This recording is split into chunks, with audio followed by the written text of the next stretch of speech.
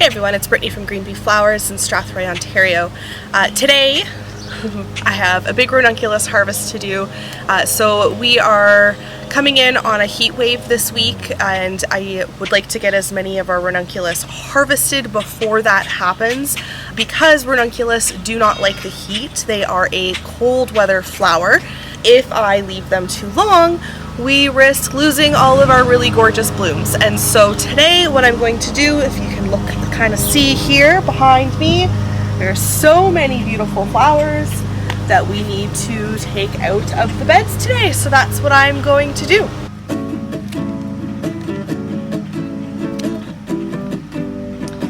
The stem length on these is getting so good.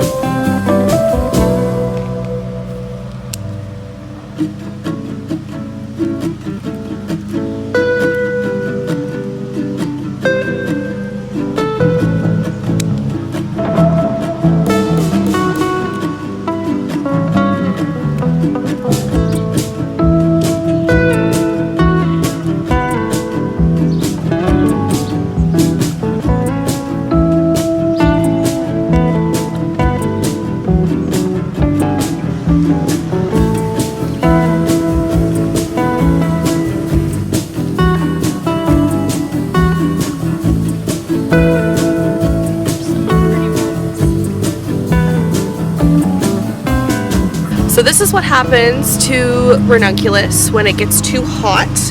They blow open really quickly. Their stems get really short, and it's hard to sell these. So this would not be a grade A ranunculus. This will work for like a mason jar arrangement, but this is just a little bit blown open. It didn't have a chance to develop all of those really lovely multitudes of petals in the center, which is what you want in a ranunculus. I think that's part of their beauty. So we're gonna deadhead these off.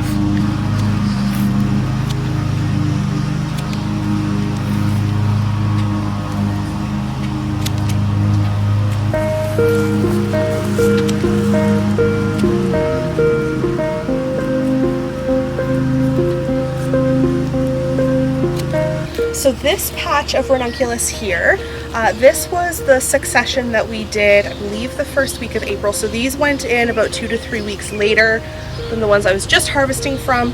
And these are now just starting to put out really beautiful blooms.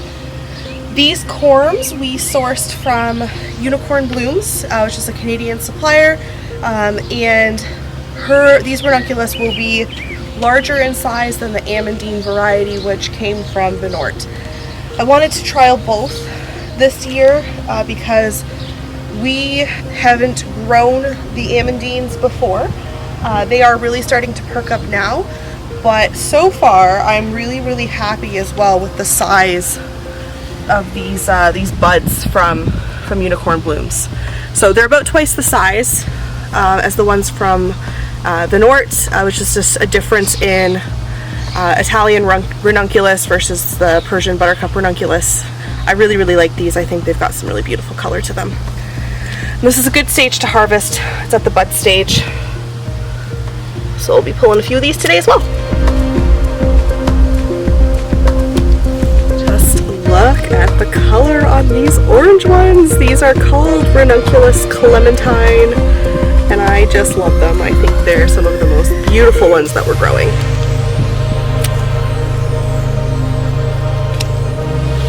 R.I.P. She's coming inside.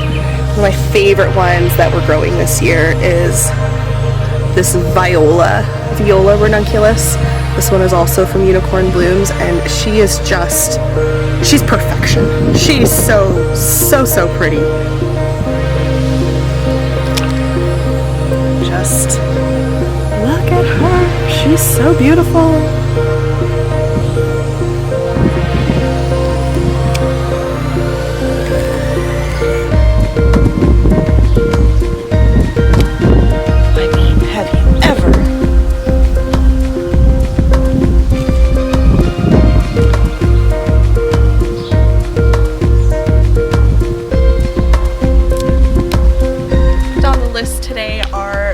Absolutely beautiful anemones. I'm so excited about these because again they're finally starting to put on really good stem length.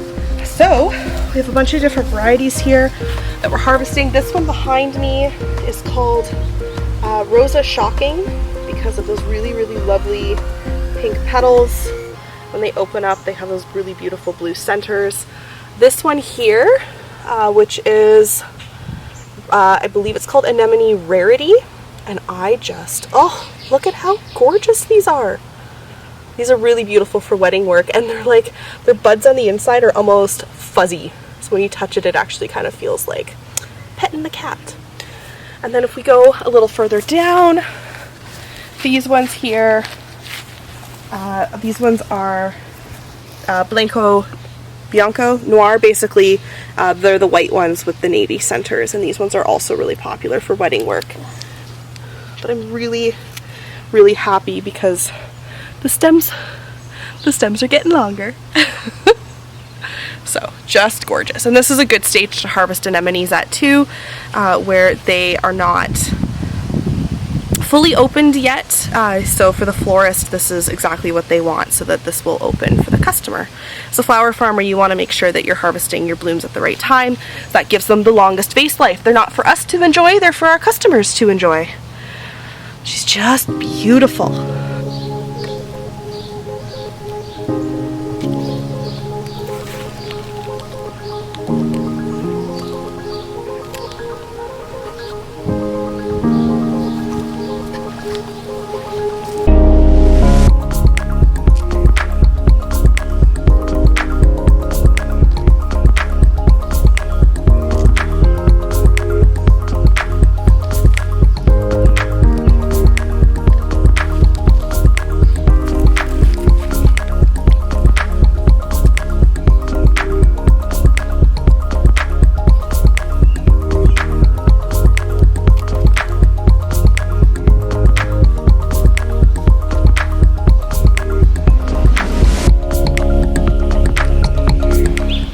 So it has been so warm here the last couple days, and unseasonably warm. I don't know why the weather can't make up its mind this spring, but because the temperatures have been hovering kind of in the high 20s and the low 30s Celsius, so 80s to 90s Fahrenheit, we had to shade the ranunculus so that they would not get burned. Now, what we decided to do, so we actually took burlap. So I find that I forget to buy shade cloth every year. And I think sometimes, especially with the farming on our own plot, so much of our industrial commercial farming equipment and supplies end up at our farms, and so every once in a while we end up having to just kind of make do with what we have. And so for us today, this week, this was burlap. And it actually worked really well. If you look underneath, see the buds look really good. We are due to get a thunderstorm, so that should actually cool the temperatures off again. And then next week they're supposed to be in the low 20s, which is much more in line with what Ranunculus likes. So I am very, very happy about that. But for home gardeners, this is a really, really good solution. Using burlap is nice because you can buy it typically in a bunch of different widths. We just used the same clips that we had used earlier in the spring to hold plastic on the hoops, and then you can get like wider burlap and then have it come down a little further if you think you need it. But this worked really well, and you can see that there are still lots of buds coming in the ranunculus, so I'm very, very happy that that worked. I have to do another harvest. I want to get to some of these before the rain, and I will check back in with you guys a little later.